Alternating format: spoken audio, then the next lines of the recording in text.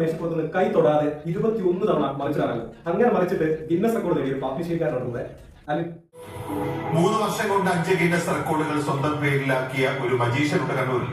വേഗവും കൈയടക്കവും കൊണ്ട് വ്യത്യസ്തമായ Alvin റോഷന്റെ Guinness യാത്ര കാണാം.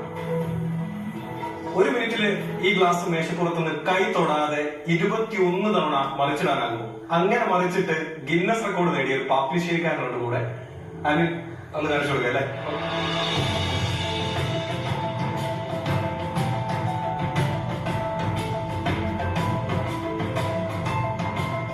ഒരു 8 വയസ്സുകാരന്റെ കൗതുകവും അടങ്ങാത്ത അഭിനിവേശവുമാണ് ആൽവിന്റെ ഗിന്നസ് നേട്ടങ്ങൾ. ഗിന്നസിന് വേണ്ടി ഒരുപാട് ഞാൻ ശ്രമിച്ചു, എല്ലാം ഫ്ലോപ്പായി. കാരണം വെച്ചാല് അത്രയും ഗൈഡ് ലൈൻസും കാര്യങ്ങളൊക്കെ അതിനുണ്ട്.